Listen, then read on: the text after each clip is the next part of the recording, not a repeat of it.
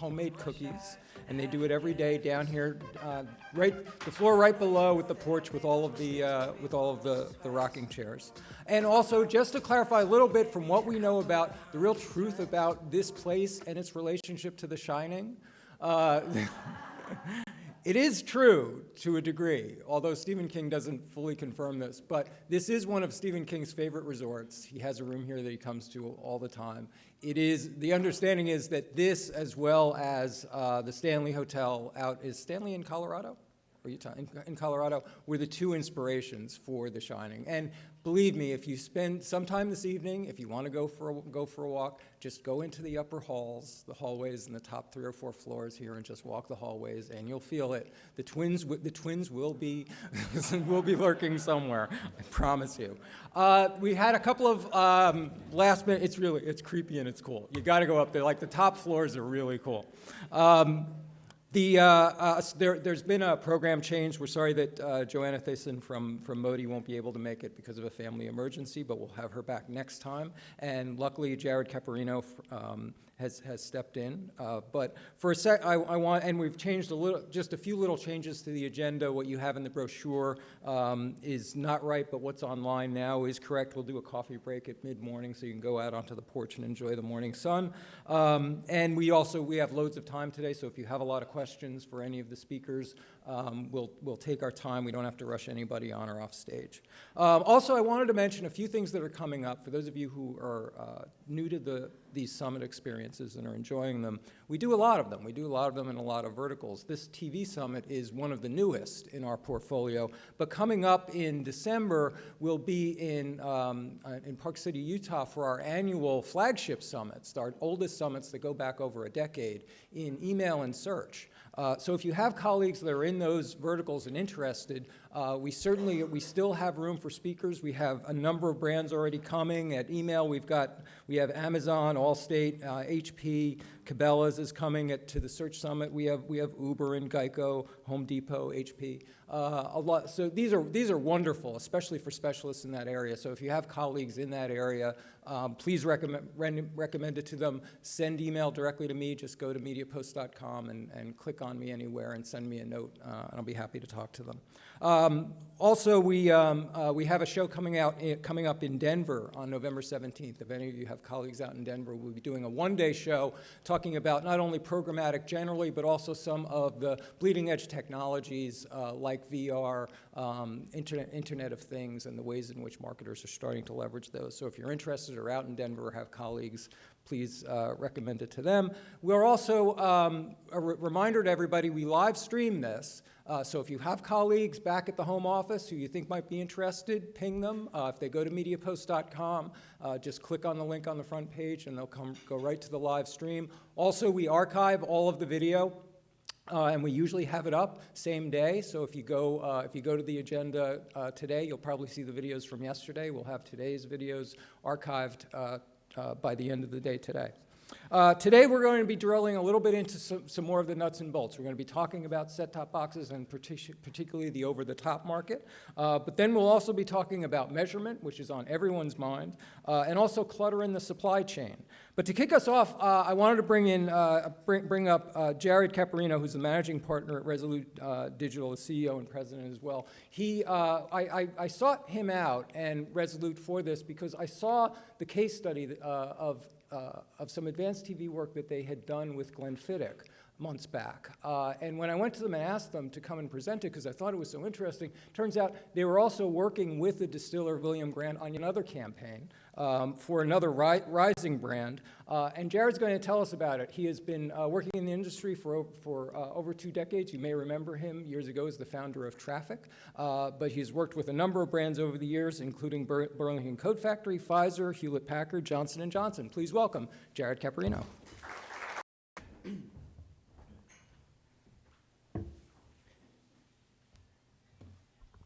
Good morning. Thanks, everybody. Give it a second. At least it's not the feedback on the audio. There we go.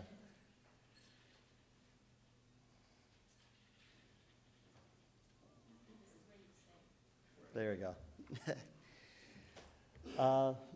I cannot take credit for the headline as Steve taking a sip of targeted TV. Thank you for the intro. One thing I think we can all agree on, and I've heard a lot of debate yesterday about definitions of what programmatic TV is, but it's definitely not your parents' TV today. And just by way of background, a little bit about Resolute. I'll get into how we see the landscape and really get into the case studies for William Grant, particularly around the programmatic TV buys we've done. I think it's important. So for us, we're a purely digital agency. So we do not have one TV buyer in-house. However, we do spend tens of millions of dollars on ad exchanges, on DSPs. And for us, that Glenfiddich buy was what we're calling our first television buy as an agency. So any traditional TV buyers out there, please be kind. I've been 20 years in digital. I could talk all day long about DSPs. But just learning a lot of the television jargon last night was very interesting. Just media consumption in general, right? So we know desktop mobile is growing, connected TV is growing, and just how we're consuming media is obviously very different, with print being way down. Walking Dead is a great example. You can buy Walking Dead 15 different ways right now. Or I'm sorry, you could view Walking Dead 15 different ways right now. So how we're consuming, we have to think of the bigger landscape. I'm going to go over just a few definitions. I threw these in last night because, again, hearing the round table panels, everyone was kind of debating who owns what these mean. So linear, very, very straightforward, right? It's live television. Connected TV, anything that plays on full resolution. So a big screen, this could be whether it's through an app or streaming content. This, in our opinion, is one of the fastest growing areas. And as I go through these segments, think of it as a funnel. So linear, obviously, you have your biggest reach, your biggest audience. Next is your connected TV. So you have 127 million active devices in the U.S. So how do we get that Walking Dead viewership on these 15 different programs or ways to get on it? A lot of this is through connected TV, whether it's gaming consoles, Blu-ray players, smart TVs, and obviously the outlet to get to them.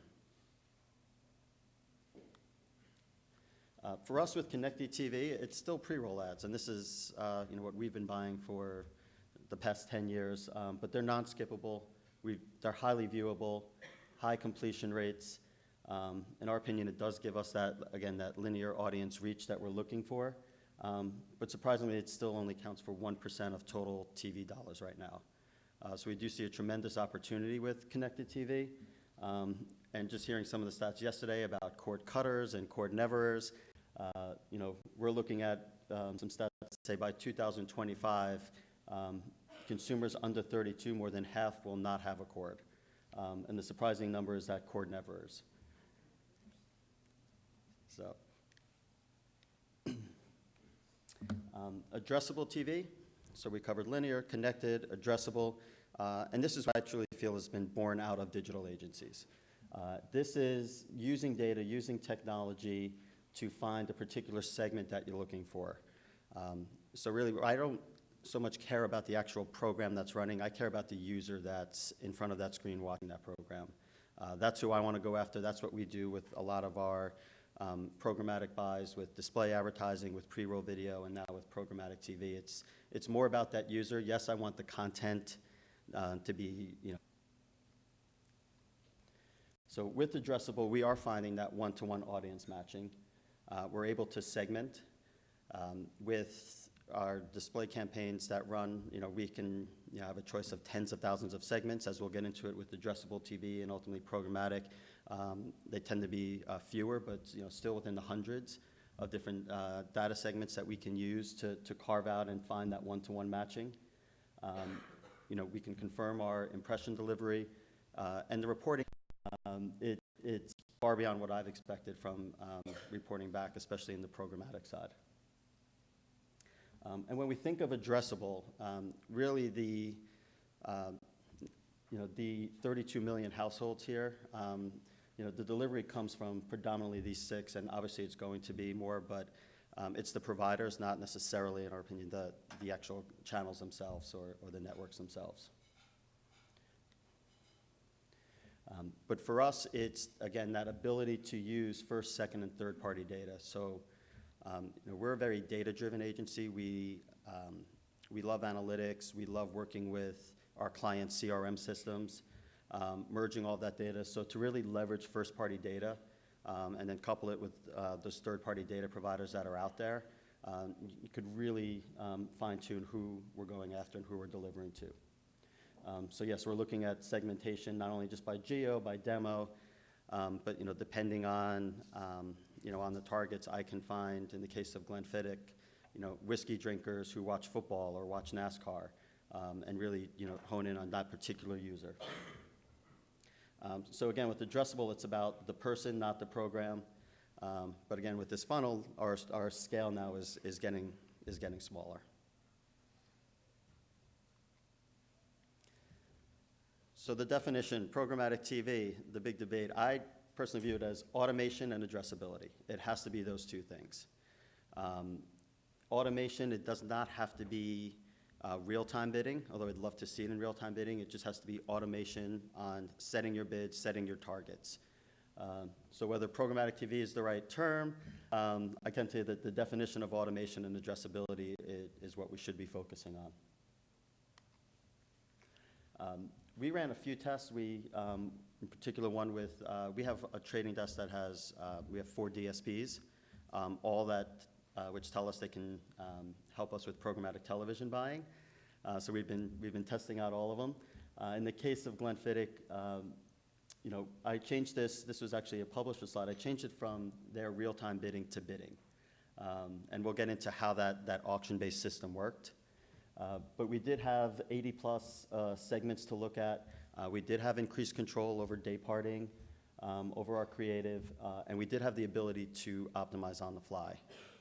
Not on the per day or per minute like we would on a display ad campaign, but we did make weekly optimizations on the campaign from data that we received, and we'll dive into those. But when we approach programmatic TV, it's, and let me start by saying that these were not standalone campaigns. We didn't go to our brands and say, okay, let's put all of our money in programmatic. These complemented other buys that we were doing, whether it was a traditional television buy, whether it was a pre-roll campaign or a display campaign. It was not as a standalone. The audience is not there, the size is not there yet, but it was a great complement. And for us, the value was in that audience data. The efficiency in how we were buying it. I mentioned the real-time bidding. It was about 1 to 7 days to clear. So the way we were understanding our trading desk and how it works, we're bidding on inventory.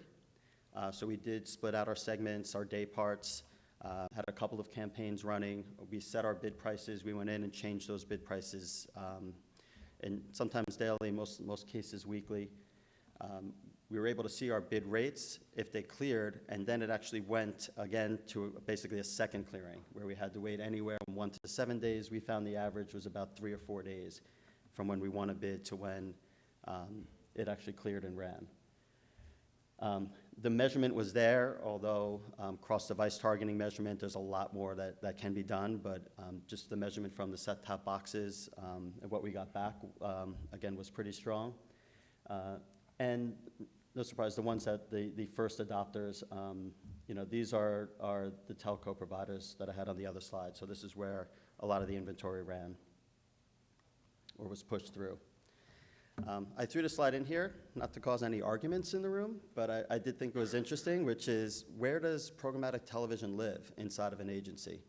It's very easy for me, just being a digital agency, to say where it lives, but this was a survey that was taken, and currently it's pretty much even between the digital team and the TV team. But as you see, in 12 months, it skews a little bit more to the digital team. After hearing presentations yesterday, I truly believe now it kind of falls under the other category, which is kind of a co-led team. I could tell you in our purchases, and one of the things that we're doing with our programmatic team is looking for a traditional TV buyer to join.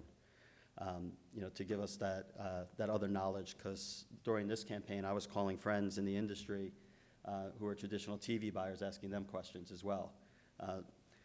So this will be interesting to see how it shakes out inside of an agency. And there's a lot of opinions on this, just, again, hearing from you yesterday. A little bit how it works. So for us, we have our client, our customer, we have our desk, again, 4 different DSPs that we run on. We place our bids. In this particular case, I'm using Dish as the example where we purchased. All of our creative is uploaded through Extreme Reach. Goes to Dish. We go through those 2 clearings of bids. Dish obviously then works with set-top boxes, and everything was tracked in this particular case study that I'm going to walk you through RentTrack.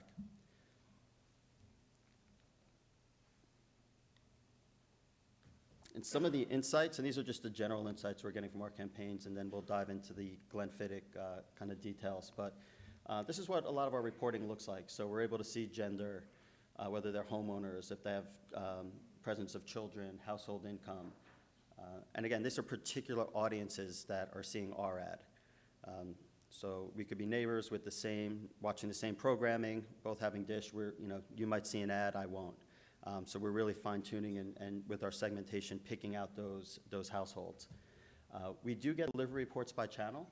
So everything, at least for us, was reported back in impressions, not in GRPs. So I did have to kind of Google how to calculate a GRP from impressions. But we're able to see obviously by network, by impression, by state, by DMA. We're able to obviously see ads served, households reached. So I was able to get a reach and frequency as well as a day part breakout, as well as a day of week breakout. So in the case of Glenfiddich, and this was a campaign we ran Q4 of last year, I was told it was the first programmatic TV buy that happened with Dish at the time. So the goal of the campaign and just our Q4 campaign for Glenfiddich was to convert bourbon drinkers to Scotch, obviously build awareness, and they did want a TV presence. So they had a TV spot ready to go. TV budgets got cut a little bit. So we did have some opportunistic budget left over and presented a programmatic buy to them. For us, the targeting, on a display campaign, we could easily target a whiskey drinker or a Scotch drinker or a bourbon drinker. The level of targeting wasn't quite there yet, but we were able to target the men 35 plus that we wanted, the household income that we wanted. We set up campaigns to test whether it's entertainment, news, sports, so various different verticals for targeting. We set our bid price, and lo and behold, what we found, just even after the first week, we were reaching 55 plus. Now, even though our target was 35 plus, it was heavily skewed 55 plus, which was great. It fell within our range of 35 plus, but after talking to the brand managers, they said, we really do want a little bit younger of an audience. So I think it was 10 days into the campaign, we lowered our age to 25 plus, excluded that 55 plus, and really shifted the remaining of the campaign towards that younger demo. We also found there was a strong emphasis with ethnicity. We were skewing very high to one ethnicity. So again, that's something we adjusted and changed just to kind of balance out the audience we were going after. Surprisingly for us, a lot of our win rates were in prime time. We were expecting to bid higher for prime time availability, and we were winning those bid rates. So we were able to shift budget from out of prime time into prime time to lock up more of those prime time slots. So at the end of the campaign, we again, majority ran in prime time. 94% own their own home, which is exactly what we were looking for. There's no surprise, a good portion was coming from sports-related content. In terms of key networks, and these, was it 6 networks up there? These were our top 6 in terms of delivery of impressions. So ESPN, Fox News, Discovery, History, TNT. So some pretty good network programmings that we were able to get on inside of prime time. This last bullet, the 20% efficiency, it was napkin math. How did I get to that efficiency over our what Glenfiddich shared as their regular television buying?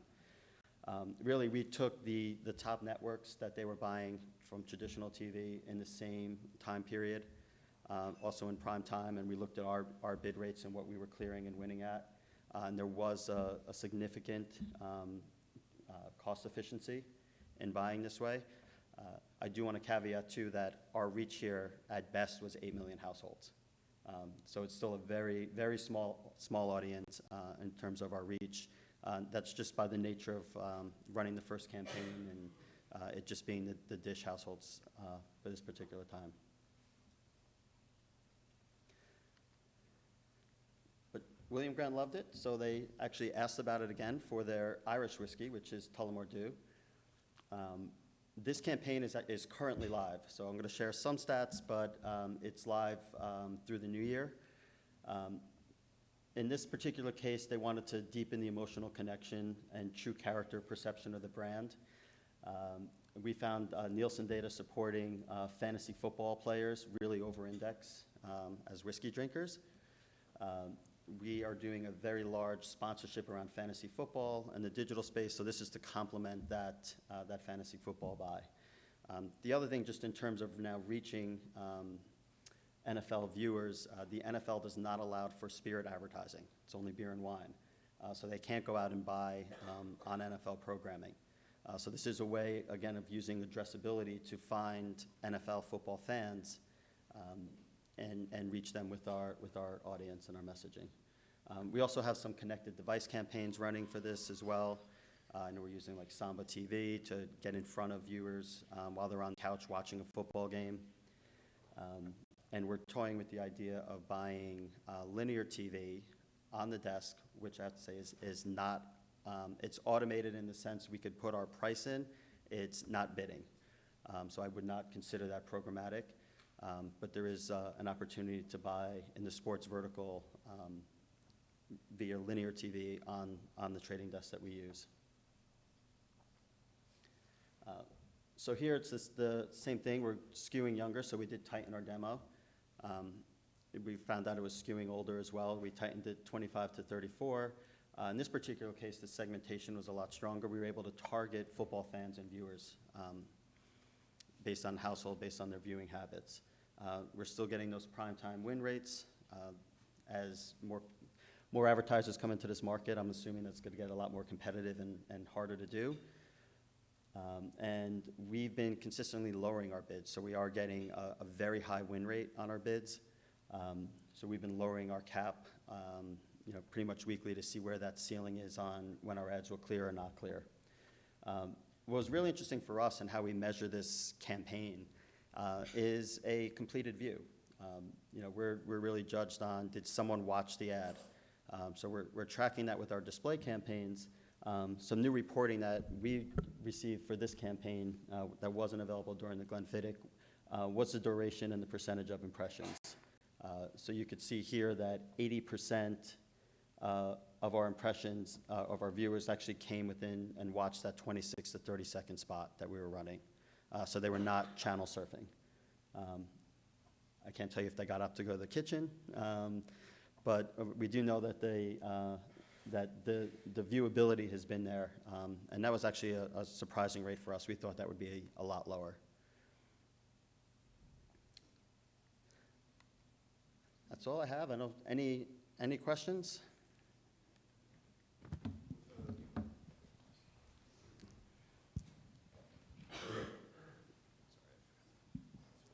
John from Innovid. A question for you about the Glenfiddich campaign. You said that the universes you were working with was about 8 million folks.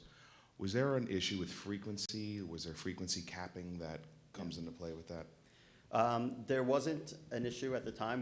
But the campaign did spread over 2 or 3 months. The frequency on that campaign, it was about a 4 frequency, so it was fine. The budgets weren't significant either. So significant budgets, I would see us definitely running into frequency cap issues. In the case of Tullamore Dew, the goal is recency. So we are looking for a higher frequency, but again, it's still within the single digits right now, but the campaign is still live. But that is something we're closely watching. Can you tell us a little bit about the creative that you used in both campaigns? Was it similar to, were you using same creative that you're using in other placements, either in digital or in linear? Yeah, with Glenfiddich, it was such a last-minute purchase. It was, we were using their traditional Q4 TV creative. In the case of Tully, we're cycling through creative right now, but again, it's their television creative that they have, and then with our pre-roll ads, our 15-second spots, we're using more of custom digital creative. So it's kind of a blend between the two. In this case, both were 30-second spots. I'm Danielle Walker from Razorfish. I have two questions. The first is, do you know or do you have a comparison on the Glenfiddich on like how many households you would have reached with a traditional buying method versus the 8 million you reached going programmatically? And then the second piece is, what were the ultimate, I guess, like business goals for the campaign, and did you have any studies tracking the results? Sure. Well, for the Glenfiddich buy was the 8 million was where we were capped just because we ran solely with Dish. In terms of their television reach, I'm sure it's a lot higher. I don't plan their television, but I'm sure it's a lot higher there. In terms of the goals of the campaign, with liquor brands, it's awareness. Obviously we have to make sure that our targeting, 73%, has to be in front of an audience that is of drinking age, which is also where we feel you have the information coming from the publishers on their makeup, but with addressability, that was actually something that was important to us because we knew that with confidence we were reaching people of drinking age. In both cases, though, we were looking at our digital KPIs, which are cost for completed views. So really just the exposure, and we did have our reach and frequency goals in both cases there. But we're comparing those completed views. Walt Horseman, Audience Express. When you put your bids in initially for the Glenfiddich campaign, and you were talking about the nets and the day parts that the campaign actually ran on, did you have any insight into that before the campaign ran, or did you put in your bid for the household income 100,000 plus and the men 35 plus, and then and you learned that that's what ran mid-campaign? So we had set our segments to the household income, the 35K plus. In terms of our bidding strategy, we did set different bids amount based on day part. So we were planning on and had launched the campaign with a higher bid rate for prime time. We did talk to the traditional television buyers on what those CPM range should look like. Once we put those in, though, and we saw the bid rate and the clear rate that we were winning, we started lowering those bids, and then we were able to really maximize the efficiency of the campaign. Jared, thanks very much. All right, appreciate it.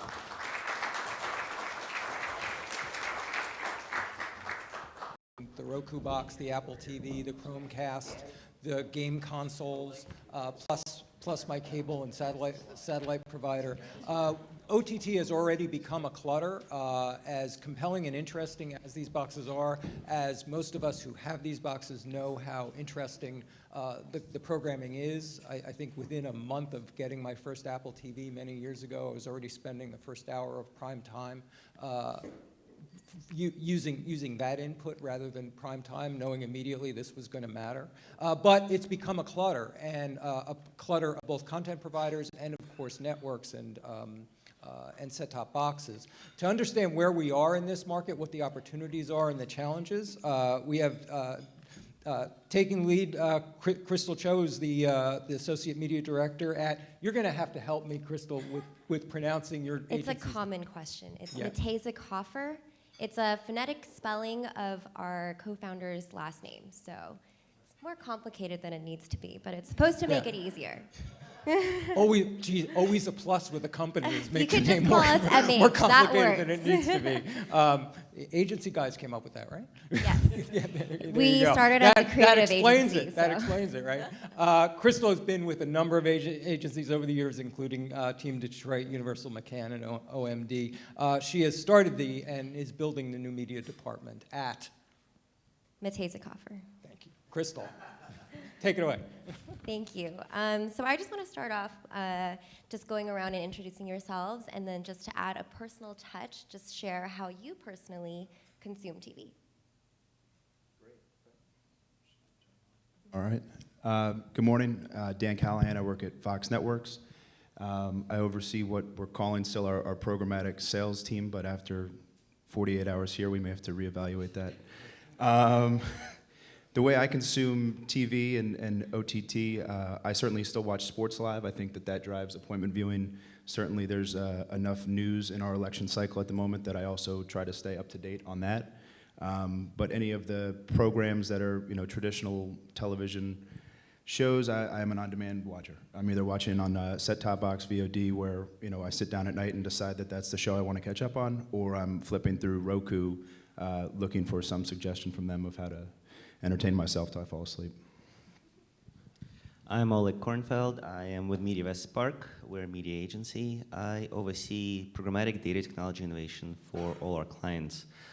The way I consume content at this point is I'm 100% cable cutter. About a year ago, I think after the Yankees did not make the playoffs, that was kind of the final straw for me. Since then, the wonderful thing happened. Sling TV is a wonderful app that now has the sports that I actually do prefer to watch available. So, and so far, when you do the math between the Amazon Prime, which I don't consider as expense for watching TV because I would use it anyway for just regular Amazon shipping, the investment that I have outside of just regular internet is my Netflix account and the Sling TV package. So overall, it ends up being actually a much smaller bill for me on a monthly basis if you think about the type of content that I'm consuming. I'm Chris McDermott. I'm from Resolution Media. So the way I consume TV, constantly, but mostly binging via subscription services. I have a Roku and a Chromecast in my house. And so I don't actually have cable anymore, but I enjoyed it last night in the hotel room watching baseball. So that was like, it's usually a treat when I get to enjoy cable, because I normally just don't watch it. Right. Well, I am also a cord cutter, so I'm in the same box as most of you guys. So I live in San Francisco also, where we're pretty much in this tech bubble, and everyone that I know is cutting the cord, or they're streaming heavily alongside watching traditional TV. So how does that really translate to the major US marketplace? And we saw a little bit of that in Karen's presentation yesterday. But how is that affecting our overall media mixes, and how is that translating to our overall campaigns? I still have cable. I just want to make sure everybody knows that. I haven't cut yet, in case my boss is watching or something. I think that we're in a race for human attention, and at Fox, we're invested in making the best content. We'd still love to have social drive people to watch it live. We've tried Grease Live, The Passion, trying to create this appointment-based viewing. But understanding that we live in an on-demand world and people are going to want to consume content across multiple devices and endpoints, we still hope that they find Fox. We hope that they find a Fox show to watch when they're on those platforms. Maybe, Chris can share how you have multiple streaming devices. I guess, my thought process was somebody maybe has an affinity toward one where you get used to going into Roku and that's your, content recommendation engine for programming. But I think it creates, to back to your question, creates the planning is a little bit more complex because the audience is fragmented across these different devices. It's still there, it just lives in different places, and trying to bring those together. I'm excited for the measurement conversation later, but I think it's up to the media owners to help make it easier to buy across multiple screens, and I think Fox is reorged that way, going into the agencies now and meeting with the video investment teams where you used to meet with a digital team and a linear team. I think we're all headed in this direction to bring it together. So that keeps me optimistic about where we're headed. I would say more kind of specifically from the buying side, I think there's two kind of core elements. One is critical mass. We still need scale, and Karen's presentation yesterday still shows us with all the cord cutters, there's still the cable scale is outpaces anything else. And the second one, which I think even more important one, is comfort with what you know. And this is where I feel like our jobs is to get the buyers more comfortable with these new channels, because how quickly they're growing, where you can get to that critical mass now in more efficient ways, potentially. And how do you get them more comfortable with actually executing it? So what else you provide, and that's when you get into measurement. And I'd say specifically on our front, so we don't really think about it in terms of there being a specific size of the pie and we have to, reallocate. I mean, I really do think that a lot of the best work we've seen has been when we do really interesting work, syncing the work together and trying to plan together, right? So a lot of the really good engagement that we see with campaigns is places where we know people are going to be watching TV, and then we reach them in the same time in social. So I definitely don't think that it's a limited, I know obviously dollars are finite and time is finite, but I think that it's a really interesting, we've tried to view it as more of an opportunity than like a threat to the television industry. I don't work at a TV agency, so I can tell you that, but that's kind of how we think about it. So would you say that traditional TV dollars are getting cut to support OTT and these emerging platforms to view TV? I haven't seen that yet. I am actually made it my mission within my agency to any kind of OTT campaigns we're doing. I want the money to come out of the TV budgets. But usually the way it's working is, okay, what's left over from upfronts? Okay, let's try that. What's in scatter? Let's try that. And that's kind of where the money's coming from right now, which to be honest, I'm comfortable with, because we're squarely in a test mode right now. And every campaign that we're doing, we're putting a huge asterisk next to it, saying that this is a test. And the money that's being used for it is purely test money. So when do you think we'll start seeing that shift of moving the dollars over to OTT from TV? Again, going back to comfort, because I think scale is getting there. Scale is clearly getting there depending on what campaign you're running and how long you're running it for. If you look at how many devices are being sold right now, and not only how many devices are being sold, because the argument was, okay, so a lot of these Rokus and Amazon's Fires being sold, but the only app that's being watched is Netflix, and there's no ads in Netflix, so it doesn't correlate to the actual media placement. But now we've been able to see enough inventory, so now actually what we're doing is spending time finding the campaign that is almost like small enough, where we know we can deliver in full, considering data that we want to overlap it with. What I'm seeing on my clients is actually that the dollars aren't coming from the TV budget, they're coming from the display budget a lot of the time. So if it's something that's being planned on, say, YouTube reserve inventory and targeting specifically on a OTT device, that's coming from a display budget, not TV, which makes obviously the TV team happier. And it gives you more results if you're planning it on the display side. So everyone seems to really prefer that method. That's a low-hanging fruit, and I completely agree with you. But for the longer term, we need to convince the TV buyers that this is TV as well, and they need to be investing in that. That's the only way to truly move it, I think. What about you, Dan? Do you think that dollars are being taken away from TV from Fox and then being directed back to OTT, or how's that going? I mean, no, the short answer is not from TV. I think that it still is digital money. Even the tech specs of a connected TV and an IP-based environment, the types of creative assets that you can run there are more digital in nature. So I think it still is a natural fit to be bucketed under a digital spend, even though it takes place on the large piece of glass in the television. Hopefully we can move as more people buy these devices. I think I saw an interesting statistic during Ad Week. It was like 6% of the US population is responsible for 86% of the streaming on these devices. And I think that that's going to grow. Everything is trending in this direction, and that once that does hit that critical mass, we will begin to see kind of TV budgets go that way, but it's not big enough to command that budget yet, in my opinion. Right, that actually makes a good point. So what about those markets, like San Francisco, that are faster to adopt the new technology? Do we heavy up in those markets on OTT? And what about those markets that are slower to adopt? How do we, I guess, what is your take on market nuances of that landscape? I mean, it's almost the data needs to tell the story. If we find the audiences, because the premise of this, why is that important? Same reasons that it was important programmatic digital is the audience that we want to target. And if we can find that audience in San Francisco and a couple other big enough markets, then I don't care. I really don't. All right, so Kevin mentioned yesterday, and we've all seen this, digital ad spending is going to surpass TV this year for the first time. So how much does OTT take of that digital cut? Are agencies thinking of it as, I mean, you kind of alluded it to a little bit, but is it online video or is it TV? Elaborate a little more. We think about it as online video. I mean, I think it's an interesting kind of niche that you can wedge into if you're one or the other, right? You can just raise your hand and say, I'd like to be a part of this conversation. So yeah, we think of it as OLV, but I think it really depends on who you talk to, even within an organization, in my experience. Absolutely, it is overall video and online video, so we're trying to kind of make it as one. But within that, again, the way to shift the true TV dollars into this new way of television is to get the TV dollars in there. Because digital, I feel like that's an easy one. And I've seen that with some clients, you know, the way that we originally started doing it was with social because of the reach. We were able to say, like, it's actually incremental reach. Yeah, we can start there and show, like, just as a way of start to have the conversation that there are these enormous reach drivers that are not television. That was the way to kind of open their minds. And then I think the next step is going to be also, we have other mechanisms we can use.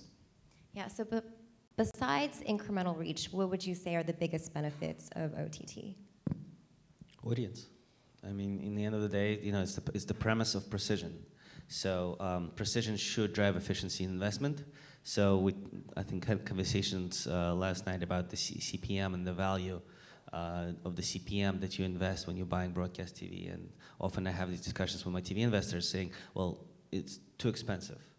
Yes, it's expensive compared to the CPMs in broadcast television, but if you look at it the same way we look at digital investment, is the inputs, the cost of the inputs have to justify the overall investment of it, and if that drives down the overall investment to drive the same KPI goals, then it was totally worth it. So it's the math, kind of changing the math. It's not the CPM conversation anymore, it's the overall investment conversation.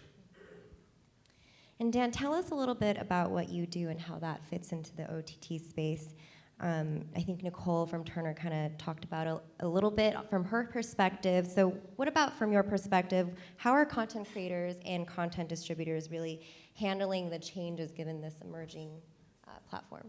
Yeah, I mean, from a 10,000-foot view, I mean, Fox is embracing it. We've got, you know, great apps that are distributed everywhere. And again, we're a content-based company. Our leadership just announced another $200 million in investments into content, and you know we feel that driving the largest audiences is going to allow us to drill in on those specific targets, and it's a race for viewers and time. You know, you were asking the question about the digital spend, and I think Jared's slide about where time is spent across different devices. If you kind of follow that, that's where the money's going to go, to where you spend your time throughout the day. And if advertisers want to get the ads in front of the eyeballs of their consumers, they need to be in these different places. And again, like we said earlier, we hope it's on a Fox program, but we're embracing it. I think there's going to be more distribution endpoints by the end of the year. I hope that there is some convergence and that companies do buy distribution platforms. But you know, there's more people creating shows than ever. There's more people distributing content than ever. And it's an exciting time to work in this space. And with so many different over-the-top devices, there's gaming consoles, there's Roku, Chromecast, Apple TV, the list goes on, and then you've got all the different smart TVs too. How do advertisers really decide how to split their budgets across all of these different devices? I think the trick is not to try to do that. Mm-hmm. It's supply, it's overall supply. There's many different versions of Android phones out there. We're not trying to, you know, target, unless, you know, Samsung wants to target HTC, that's a completely different reasoning to do that. But overall, it's access to overall supply. With programmatic TV, quote unquote, it's aggregation. I mean, I think until there is a use case for doing so, that's the way I always kind of think about it. So if someone could make a case to me that it's more effective to reach a specific group in a specific app or a specific device, then I think that we can have the conversation. But until then, the increased price is not worth it, or it's going to be more difficult to do. And actually, that's why it's so important to work with publisher side, because they are creating content and making sure the content is available on any one of those devices. So for us, as we're trying to get closer and closer back to the publisher to cut the noise in the middle to make sure they're seeing the best effective CPM from what we're willing to pay in the first place, it's on them to take all those touch points where that content is available and bring it together through one SSP pipe or whatever we're going to call it. And we have seen, a lot of companies that create content for too small of a, the distribution point, which is again to the publishers why they're so critical.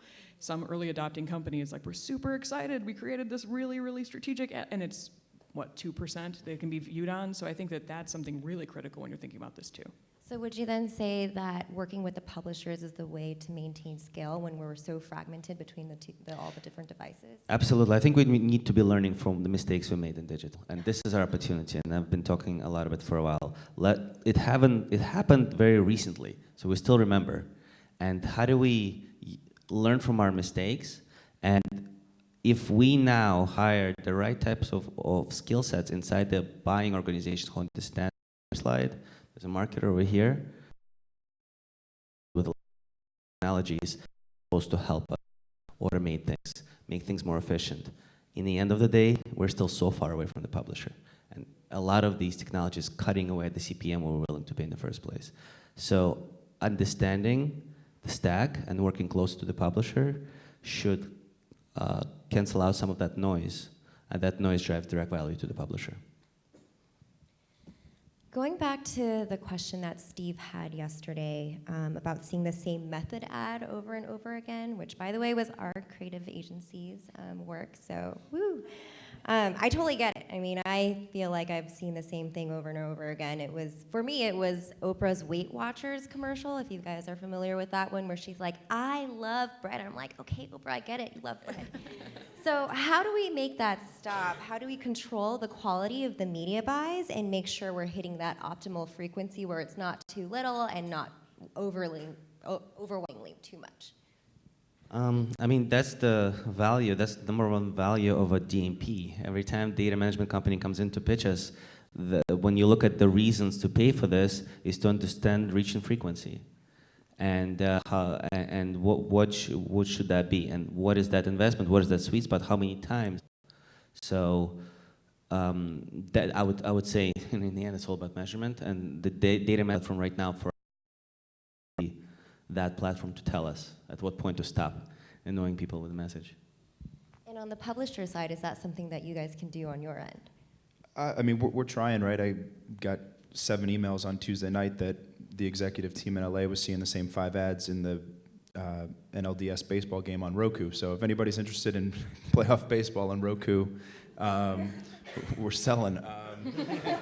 I think it's adoption, right? There's advertisers who have leaned in. We certainly need more brands and advertisers to bring money to the table here, and that's going to help us. We have to continue to educate, internally on what the hurdles that we're trying to clear are and how to create a pure value here, that it is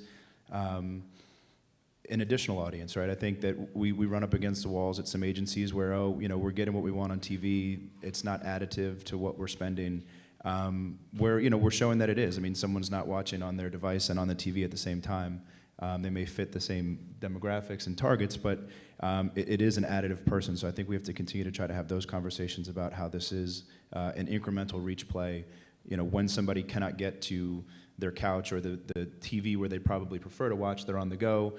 I saw a couple people streaming Monday Night Football last night at dinner. So streaming is happening, and we just have to embrace it more. And say you have a marketer that's completely new to OTT. What would you advise to them in order to run a true test? Assuming the marketer is spending a lot on regular television. Yes. Let's assume Let's that. just say that. Yeah, so the way we've approached it is what additional measurement you're going to get out of the same campaign, TV buy. So the way we approached it, the 2 tests that we're running in the fourth quarter for 2 completely different types of marketers, but both very much looking through down the funnel who is actually walking into the store or going to their website and completing the conversion. How can we leverage additional either location-based targeting or attribution platform to bring the exposure of a TV message back to their website or back to their store. So that resonated with them, because I can give them similar kind of metrics that they would get out of television, but then what's the point? The point here is to show how does this TV buy is different from this TV buy when it comes to actual measurement. So that's kind of the approach that we've been taking. So what if they don't spend a lot of money on TV? Well, hopefully then they're spending a lot of money on digital, and it's actually easier because then they're expecting this kind of measurement. So then there's just another platform for them to find their audiences. So I think the harder part actually is selling the classic TV buyers, not the digital buyers. I think it might seem counterintuitive to say don't use the metrics they're used to seeing, but I do think that you kind of want to switch it up and say it's a different game completely. So maybe don't use the same exact way of speaking about it. I mean, obviously depending on who you're talking to, right? So I want to talk a little bit about measurement and performance. So how do we measure OTT? How does that really compare for comparing to TV? And then how do we compare to digital? Kind of like how you were saying, you can't really talk about the two things the same way. It's a fight we have internally all the time when we were looking at again, to reference Jared's slides, like, is it digital, is it TV, who's responsible? Again, I think this leans more digital, where set-top box VOD leans more linear. When you think about what's capable of tracking there, I think outside of viewability, which a lot of agencies are accepting this as 100% in view, it tracks like a digital campaign. So I think it certainly is, in my opinion, 100% digital, where the VOD, set-top box traditional VOD consumption is linear. Absolutely. It is a 100% digital campaign, no matter what. You're consuming it on the big screen. But it is a digital campaign delivered digitally using digital platforms, measured digitally. It is a digital campaign. And I always tell people, if the decision of who owns something changes after a measurement readout, because that happens sometimes, right? After you see an MMA readout and it's like all of a sudden everyone's trying to say this now falls under us because it performed really well. Start, we're certainly not guilty of that on this stage, but I'm just saying hypothetically. I would say start in the beginning of where it actually lies and what the strategy is from there, and then set measurement. Don't set a KPI that you're setting yourself so that you can hit it, right? That's kind of a chicken egg. It is, but I think it also an opportunity for a TV buyer who wants to understand digital so much more, and this is their way in. We're constantly having this conversation about how do TV buyers become programmatic buyers, and this is the door in. Start with what you know and learn incrementally instead of here's a DSP, go try to optimize inside of that. That's never going to work. So yeah, this is an opportunity actually for an agency to actually educate from the inside without forcing it in. I think we were talking about this a little bit last night, but what are the steps that agencies really need to take in order for that to happen?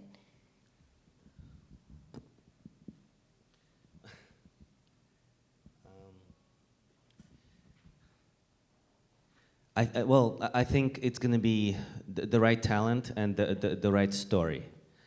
We need to be able to tell the story confidently and actually stand behind our words, and then bring in the right talent to embed into the client teams, because I think it's easy to kind of create silos just because it's something new and different. But we've seen what happened with trading desks, and sometimes it works, sometimes it doesn't when it sits to the side of the actual agency. We believe it, longer term it doesn't, and same thing applies here. What works when you get closer to the client and closer to the client team. And even though you may be the expert in the specific thing, getting them comfortable with it is, that's what kind of starts the ball rolling. And going back to measurement and success, what would you say the main KPI is for OTT? Do you think it's more effective for branding, or do you think that it works for conversion-based campaigns also? You mentioned a little bit about driving to the website or tracking if they went back to the store. So how do you really define success? As I mentioned earlier in this presentation, we're squarely in the test environment right now, which is we don't have benchmarks yet that are long enough or big enough to actually apply for something like that. But I think it's so dependent on the marketer. And of course, it will be easier to take somebody who's just doing awareness and then just do some audience targeting, and that's not that hard. And then you're just measuring viewability, and that's easy. It's the harder ones. How do you tie back people who actually walked into the store? How do you tie back people who actually went through the conversion process and signed up for something or bought something? That's what should prove itself out, and we believe it will with enough scale. We just need to, again, be really confident about it. Something that I always push clients to talk about is if the only metric you have is reach, then make sure you're reaching the right people, right? Do the work up front to make sure that you've done the segmentation right, to say, okay, I can tell you what reach I have with our target audience, and I feel very strongly that that is the right core. I feel like sometimes they expect to be able to report back later when really, if reach is all you have, then make it count. So say you had two separate clients on opposite ends of the spectrum. One had pretty much very little budget and wanted to only use proven out success or successful tactics, and one had endless amounts of budget and could test and learn however they wanted. How Where do you find those clients? Where do you get those? I don't know. I don't have any of them. So how would you, I guess, recommend a plan to them? Like, how would you approach selling in OTT to them? So the way what worked for us was actually, you do need to find somebody who's willing to experiment, and actually within the client itself, get the digital team to validate it, then go to the TV buying team and say, hey, you can do the same exact stuff. And that's how we sold one of our clients. We actually got the digital side of our clients to get excited about this first, because it is, in the end, a digital platform. But it's TV, and because we wanted to spend TV dollars to do the campaign, we had to convince the TV people. So that's the way we were able to do it. And find that person in the TV organization that's willing to do something interesting and different, and make them your advocate, is what I would say. So let's talk about the future. What is the future of planning OTT as people are spending more and more time and perhaps shifting to OTT exclusively? How do we standardize this new format, and are there companies doing this already? It definitely could use some standardization. I think it proposes a very exciting opportunity, right? When we combine sort of this live streaming on a TV with digital data capabilities, we can get creative with doing different things in the ad break, right? So the traditional pod of 4 30-second spots, we can get rid of that. We can do sponsored streams. I think it gives us a more creative canvas to speak to the viewer, to speak to that brand's audience and try to get in front of them with different messages versus just beating them over the head, like you said, with the Method Soap campaign. So I think it provides the most exciting medium of, all right, do we do a pre-roll and then do thank you cards throughout the rest of the program? Do we do something like a TrueX engagement ad where we can do a pod replacement? And I think that those sort of digital capabilities here, with advanced audience targeting, gives us a better opportunity to have a better user experience, but also a better advertising marketing experience. Not falling back on the mistakes. Again, going back to mobile was not that long ago. And we made so many mistakes getting into mobile because we assumed it was the same as desktop. If we can look at those and see, okay, we know there's a different kind of a platform, and we know that this platform is not on cellular anymore because we want to look at it as a video across the board. How do we take Walking Dead or any other show that is available in 15 different environments and create a message that is that not only is delivered across all those platforms, but is native to the environment you're delivering it in. So this is our opportunity to actually think about this stuff now, and not kind of 2-3 years from now when we're still trying to force some, with the desktop version of what we're trying to do into an OTT environment. Well, and to kind of toot our horn a little bit, I mean, if you look at popular streaming pieces of content, you look at Netflix, you look at HBO, FX is really the only ad-supported content available, or not available, excuse me, but won 17 Emmy Awards. It's a great show, and it is the only one that is awarded with such acclaim that is able to insert ads. You can't advertise Netflix today, Showtime, HBO, both out. So, I think as long as that still continues to be the setup of those streaming services, it creates a great opportunity for Fox Cable. So do you believe that creative teams should start thinking about creating messaging specifically for over-the-top, and what do you imagine that would look like? Absolutely. Just like we're creating a messaging that it fits into a mobile environment. If you're on your phone, it should be a different environment and how you interact with it as on the desktop. If you're on an OTT device, because of the fact you're now sitting on a couch watching big screen TV with a remote control in your hand, that should be a different environment too. And I don't think we need to reinvent the wheel, because I think creative agency immediately thinking, oh my God, that's completely, you have to rebuild the world to do that. No, you don't have to throw a kitchen sink into every single execution. Sometimes it's it's an end card, it's some kind of location map. It's like something simple that can be integrated just because of the type of environment you happen to be in. I think right now, so current state, I think the biggest thing that I would ask of my clients is like, can we please have creative and media talk quicker, talk earlier? Because every time that has happened, for me personally in the campaigns, things work a lot better, right? Because the creatives are super, super curious, engaged, and want to make creative that functions well. A lot of times they just haven't been educated about functionality, how it's changed. These things change so quickly. So to your point, Oleg, it's not like it takes something insane. They just have to make a slight tweak, especially if you're upfront in asset creation. So much easier to do that. In terms of future state, I think that there's so many interesting capabilities that are being developed right now, and kind of my dream as someone who works mainly in more the DR space, I think there is going to be a lot of interesting stuff happening where people can pause and purchase and select and search, and I think that that's going to be like more than ever where media and creative have got to be linked up. Yeah, what I guess is your process right now for that? Because I feel like at my agency we were first created as a creative agency, and our media department just started 2 years ago, so we actually do a really good job of connecting first.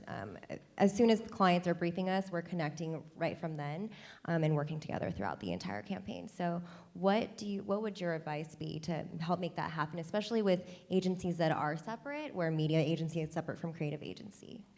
I can tell you where it works well, and where it works well is when we do like quarterly educational sessions with creative teams. So that's been really helpful, and just making sure, like you said, upfront with the brief. That's been really critical. And then again, just developing ongoing relationships between the two. It sounds so basic, but it so infrequently happens that once you see it happen, it really changes everything. We've seen actually successes. It kind of applies to the same point that I made with kind of specialty skill sets available to have those discussions with the creative shop, available to the strategy team and planning team to have the discussion early on. So where we could have, we understand the technology, we would bring that technology to the creative agency and say, you develop all of these, here's 3 spots inside this canvas that will be dynamic. And we're going to come up with these if-then statements that will change it. You can pick the font, you can pick the color, you can do whatever you usually do, but we will change those 3 elements, and here's how it's going to be. And then it becomes easier. Again, it's more collaborative, but to have, you would think that to have that kind of conversation, you need someone who understands how the tech works. And that I would say, like part of, like I mentioned, like the innovation part of what we're offering is that consultative service, working with the strategy team to communicate with the creative shop when necessary. And I have found, creating a point person at a creative side to say, like, this person for now is going to be the person that we always give the updates to, right? But that shouldn't be the long-term goal, the same way that there's usually not a digital head at most creative agencies anymore, the same way that there's not, a mobile head anymore.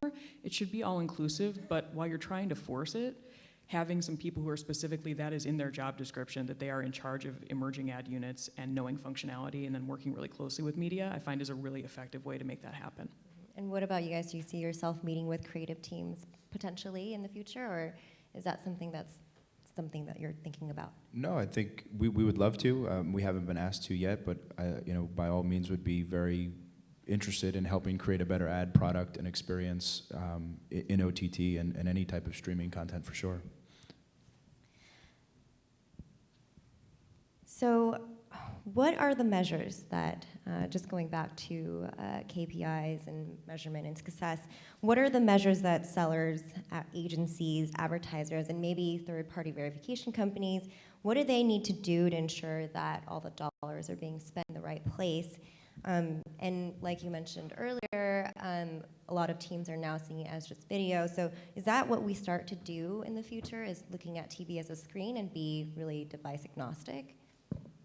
I think that's what we want.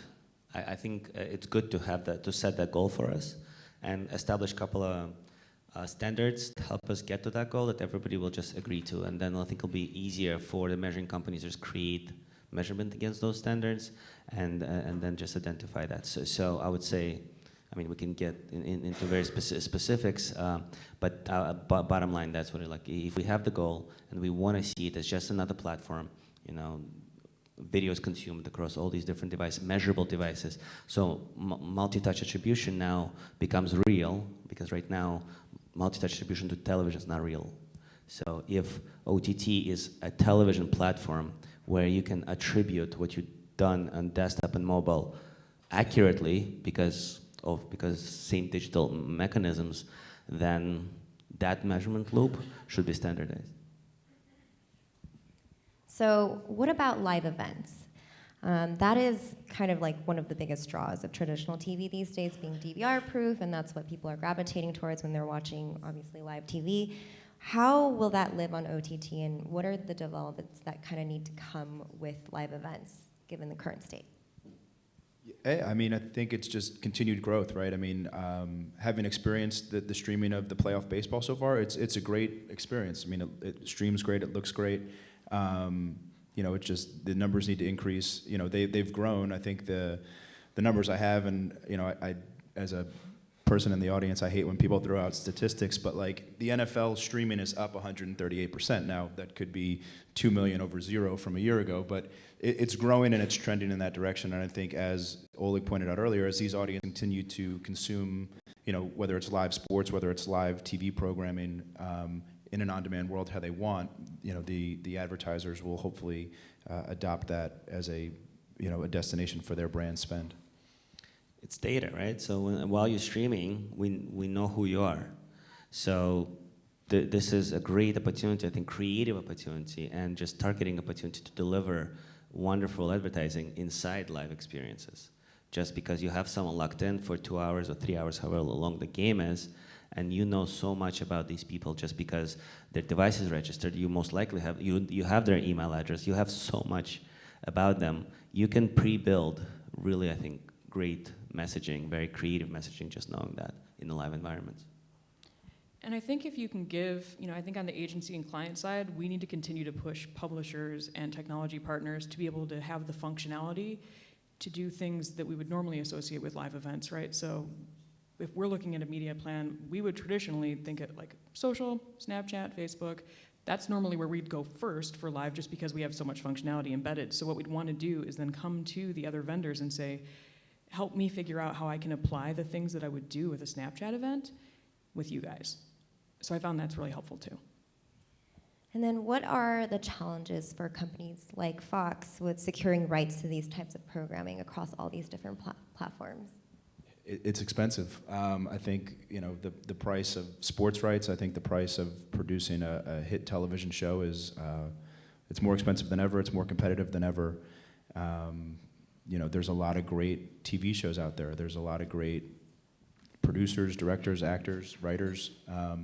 So it really is a competitive space where there's, you know, through these distribution channels, there's more players that can come in and bid on a piece of programming as well. So it's trying to be competitive, not overpay for things, because then, you know, as ad sales folks, we get yelled at that something's more expensive and we're not selling it for enough money, but it's price, right? So we've got to figure out the best way to continue to produce great shows effectively and efficiently, and go from there. And last question, what excites you about these emerging platforms, and what do you think is overrated? I don't think OTT is overrated at all. I think it's the future of television. I really think that this is it. And as I mentioned in previous panels, writing's on the wall, and for once we actually see it coming. So what do we do to get ourselves ready for it? So I don't think it's overblown at all. We just have to do those couple of things. We need to recognize it and build the stack for it now, build those standards for it now, and get the buyers comfortable. Because I don't want us to spend digital money on this. I want us to move TV dollars into this. I agree. I mean, I think, if it's Apple TV and the Roku stick today, it's going to be all Samsung, all smart TVs. Everything is going to be IP-based. There's going to be, apps built in or for purchase, in my opinion, in these different environments. And it's exciting. I think probably the integration of CRM data is something that I'm still getting really excited about. Like, I think we can do some preliminary stuff right now, but in the dream world, to your point with, DSPs and DMPs, like if we can actually be super specific in our messaging to people, I think, and reaching them where they are, which especially for millennials is not on TV in the traditional sense, I think that that's really exciting and provides a huge opportunity for us. Thank you so much. Questions? Yeah, let's do questions.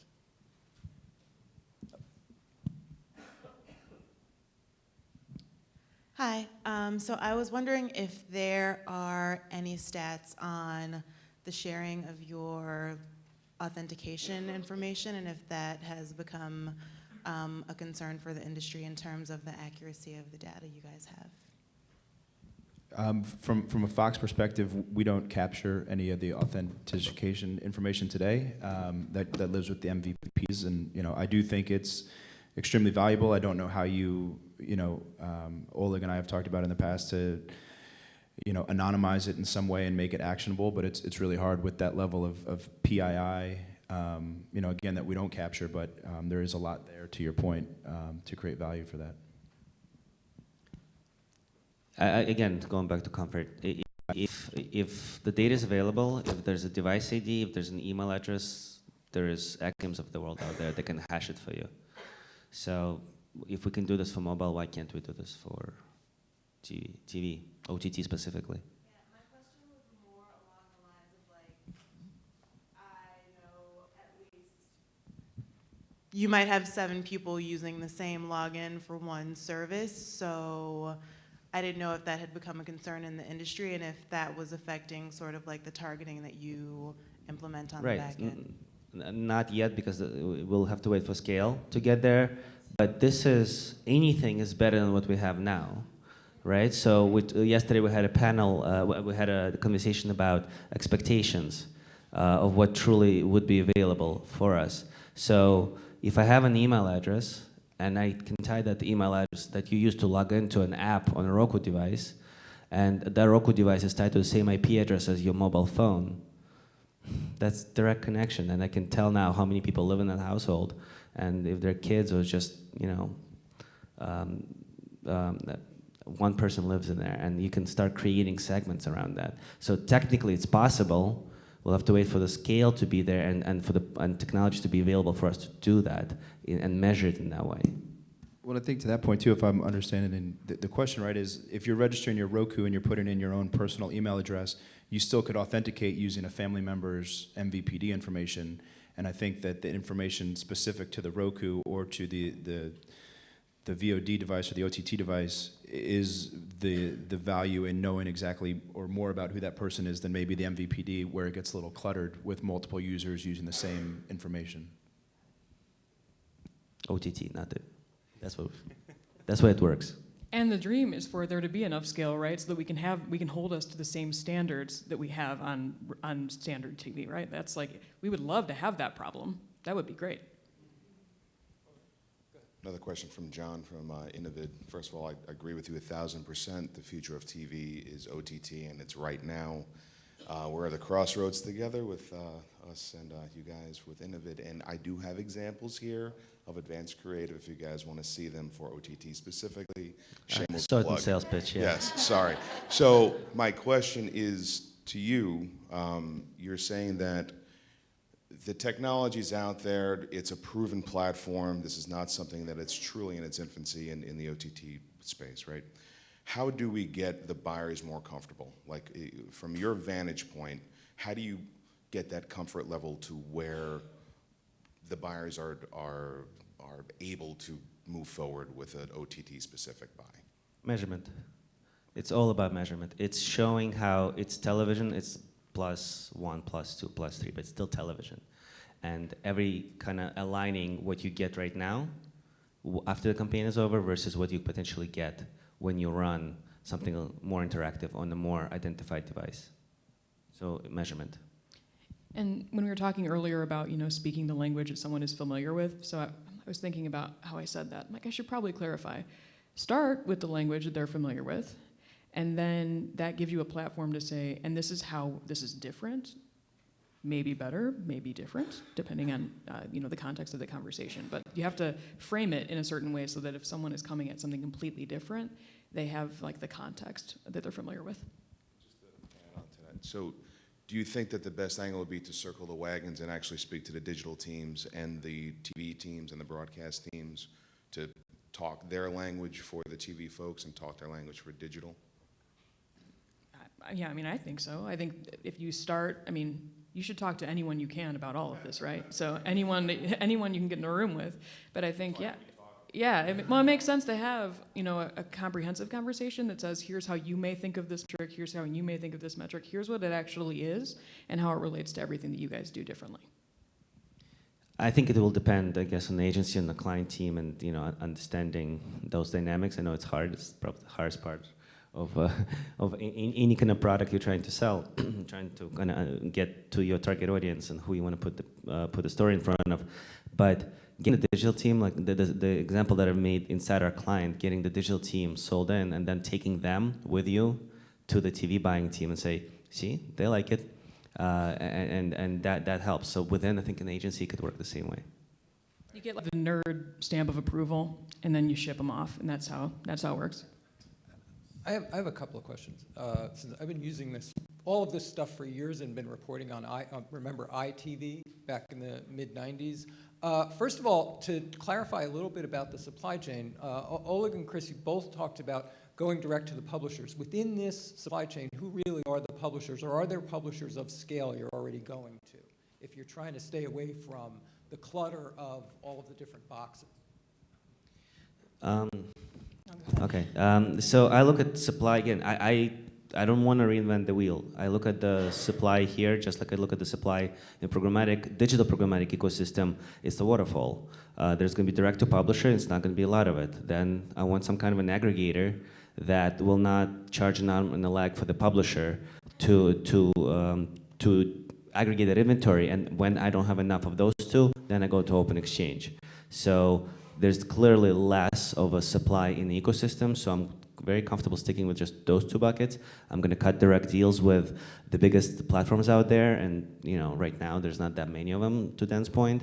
And then I'm going to leverage some SSP-like technologies available to aggregate the rest of it. Roku's kind of trying to do it, but they're taking this ad network model, which I'm not sure it's going to work. But then to Crystal's point about, it's not just about Roku, it's not just about Amazon Fire, it's overall supply. So which SSPs out there are aggregating it enough and not overcharging the publisher for making that inventory available to us. But are there specific media brands, for instance, Twitch, Crackle, Hulu, Condé Nast as an entertainment network? Everybody is sort of rushing in now to this space, creating apps for all of these OTT boxes. And I'm curious if anyone actually can claim to have achieved enough scale to attract your attention. Not as a one platform. That's why we need many of them. I'd say the closest, at least from what I've seen, has been YouTube, because we can specifically target. But again, to the scale point, it's not there yet. We'll get there. And data tracking, Right. targeting. YouTube's all that complicated, other- I know. all that I'm other- also curious about behaviors. Since back in the day when interactive TV was first being tested, one of the first things they discovered was people really didn't want to lean in too much to that big screen. They really didn't want to interact as much as they wanted. And even if they did, the other people in the room didn't want them to.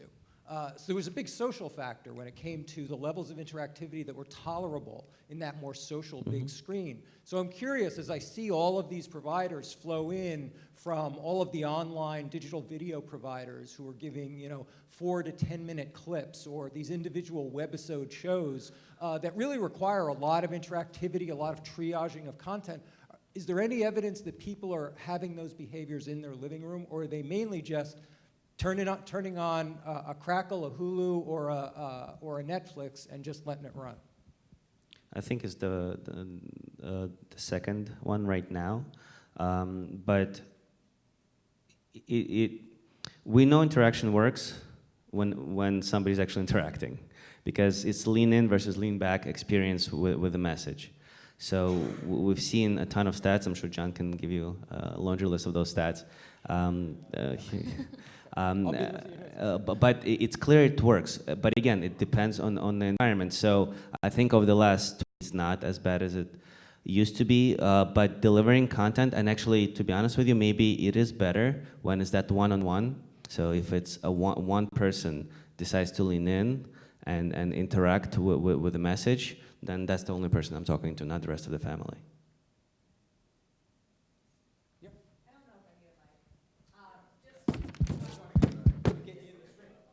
Oh, back there, okay. Hi, Christine at Kramer Krasselt.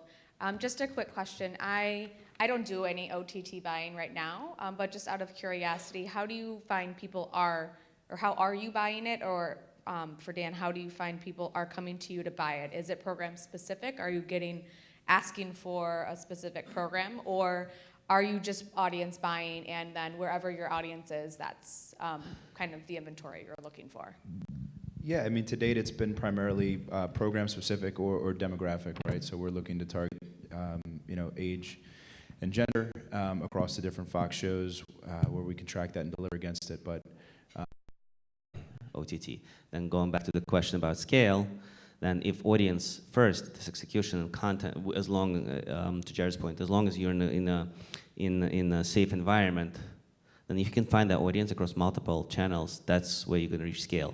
One-to-one, one publisher to one execution, that's a lot of work. It's not, and then you go, it's not worth it. You don't get enough supply. It creates all this additional work. You make me work with these technologies that I don't understand yet. All of those things are deterrents, not getting you excited about actually trying this thing. yeah, so it's either a digital buy, right, where we're targeting certain things, or it's an extension of a show mix from a linear buy.